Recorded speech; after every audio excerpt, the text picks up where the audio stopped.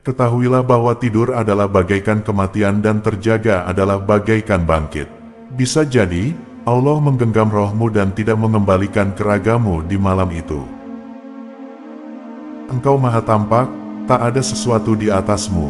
Engkau maha tersembunyi, tak ada sesuatu di bawahmu. Bayarkanlah hutangku dan angkatlah aku dari kemiskinan.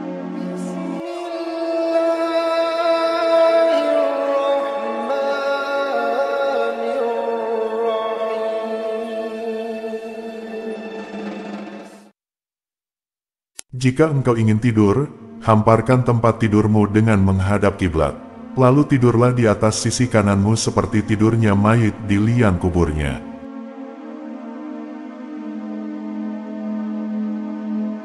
Ketahuilah bahwa tidur adalah bagaikan kematian dan terjaga adalah bagaikan bangkit. Bisa jadi, Allah menggenggam rohmu dan tidak mengembalikan ke ragamu di malam itu. Maka dari itu, bersiap-siaplah untuk menghadapinya dengan tidur dalam keadaan suci dan usahakan agar wasiatmu telah tertulis di bawah kepalamu.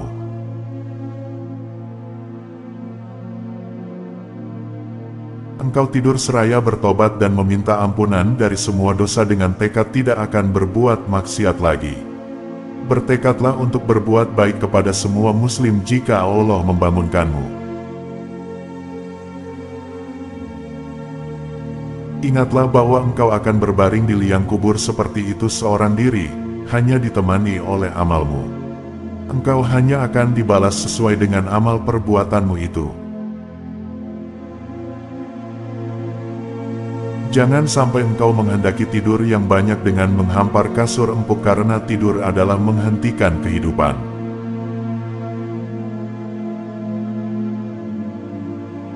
Kecuali jika bangunmu justru menjadi bencana bagimu sehingga tidur tersebut lebih membuat agamamu selamat. Ketahuilah bahwa malam dan siang seluruhnya berjumlah 24 jam. Jangan sampai tidurmu sepanjang siang dan malam lebih dari 8 jam. Karena jika engkau berumur sekitar 60 tahun cukup bagimu membuang 20 tahun darinya, atau sepertiga dari umurmu itu.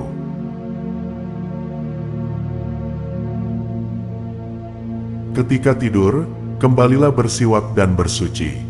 Bertekadlah untuk bangun malam atau bangun sebelum subuh.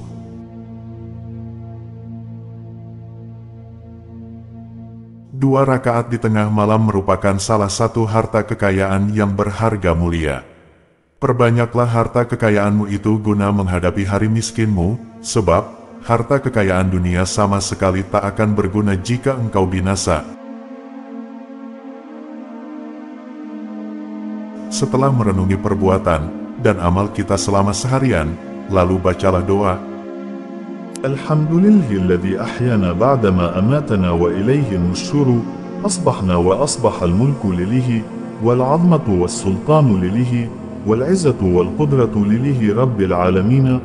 Asbahna 'ala fitratil islam wa 'ala kalimatil ikhlas wa 'ala dini nabiyyina Muhammad sallallahu alaihi wasallam wa 'ala millati abina Ibrahim hanifan musliman wa ma kana minal musyrikin.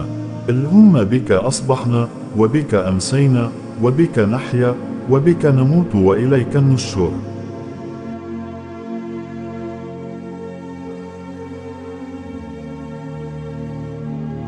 Yang artinya, segala puji bagi Allah, Tuhan yang menghidupkan kami setelah mematikan kami, dan kepadanya kami kembali.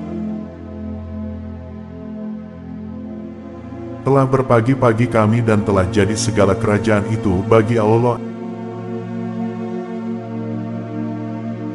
Segala kemegahan dan segala kekuasaan hanya bagi Allah, Tuhan seluruh alam. Saat pagi ini kami dalam keadaan fitrah Islam dan kalimat ikhlas yang agung atas agama Nabi Muhammad dan Mila Ibrahim. Yang selalu dalam keadaan cenderung kepada Islam dan membenci agama yang lain dan bukanlah Nabi Ibrahim itu orang musyrik.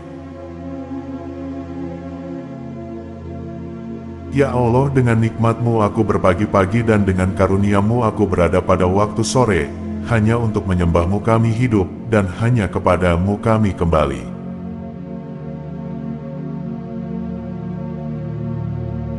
Dengan nama-Mu wahai Tuhanku, kuletakkan punggungku dan dengan nama-Mu pula kuangkat serta ampunilah dosa-dosaku.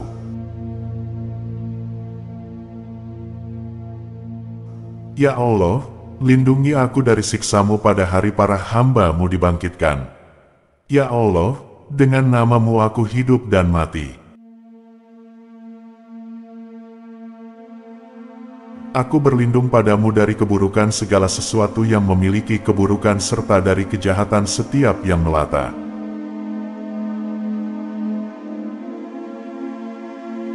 Engkaulah yang menggenggam ubun-ubunnya. Sesungguhnya Tuhanku berada di jalan yang lurus. Ya Allah, Engkaulah yang maha pertama yang tidak didahului oleh sesuatu dan Engkau pula yang maha terakhir yang tak ada sesuatu sesudahmu.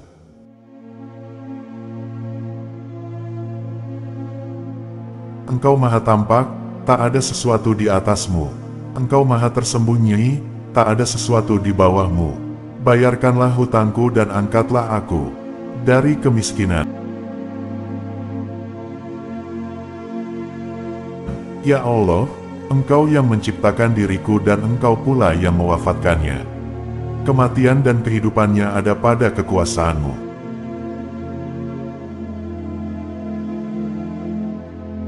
Jika Engkau matikan diriku ini, maka ampunilah dia, dan jika Engkau hidupkan, maka jagalah dia sebagaimana Engkau menjaga para hamba-Mu yang saleh.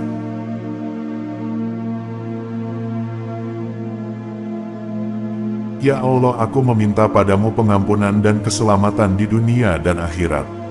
Ya Allah, bangunkan aku dalam waktu terbaik menurut-Mu.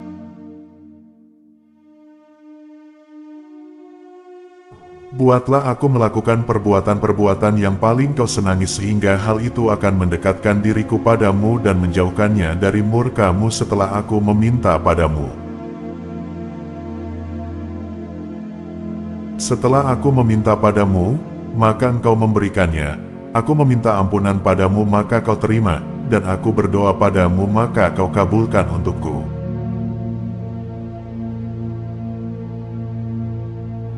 Kemudian bacalah ayat Al-Kursi dan Amanah Rasuluh, yaitu surat Al-Baqarah ayat 285 sampai akhir surat.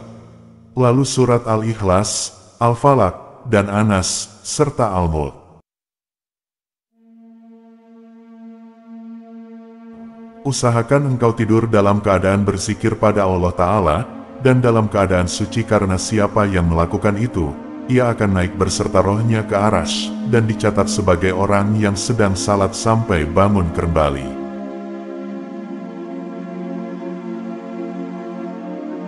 Apabila engkau sudah bangun, lakukanlah apa yang telah kujelaskan sebelumnya padamu.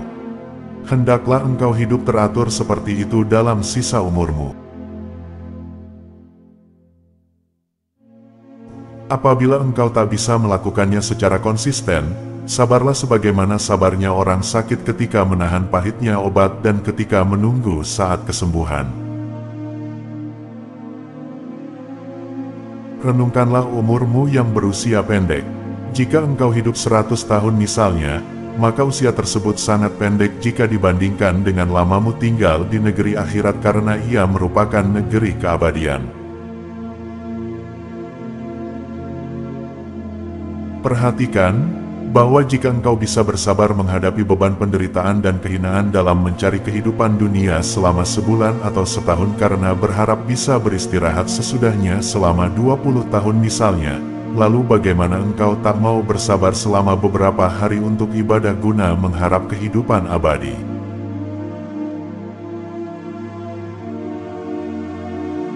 Jangan perpanjang angan-anganmu, karena hal itu akan memberatkanmu dalam beramal. Perhitungkanlah dekatnya kematianmu lalu katakan pada dirimu, jika aku bisa bersabar menghadapi penderitaan hari ini barangkali aku mati malam nanti.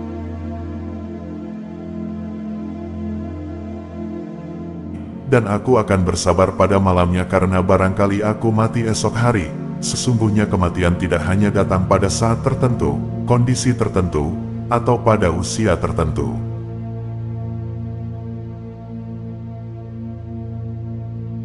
Yang jelas, ia pasti datang dan harus siap dihadapi. Bersiap-siap menghadapi kematian lebih utama ketimbang bersiap-siap menghadapi dunia. Engkau tahu bahwa dirimu tidak akan lama tinggal di dalam dunia. Oleh karena itu, yang tersisa dari hidupmu barangkali hanya tinggal 1 hari atau 1 tarikan nafas. Tanamkan hal ini dalam hatimu setiap hari. Paksakan dirimu untuk bersabar dalam taat kepada Allah Ta'ala hari demi hari.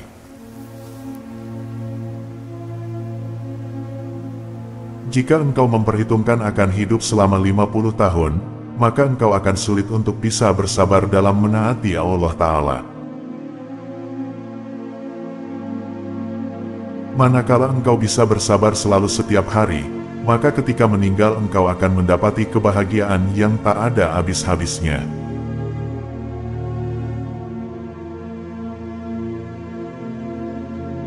Sementara jika engkau menunda-nunda dan meremehkan, kematian itu akan mendatangimu pada waktu yang tak kau duga sehingga engkau akan menyesal dengan penyesalan yang tak berujung.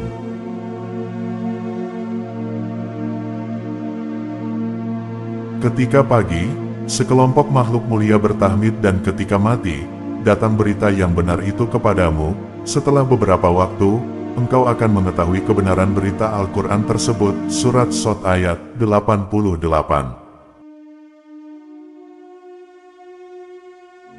Jika sebelumnya kami sudah menunjukkan urutan wirid padamu, kami akan sebutkan di sini bagaimana cara dan adab-adab melaksanakan salat dan puasa serta bagaimana adab menjadi imam dan panutan, juga bagaimana melaksanakan salat Jumat.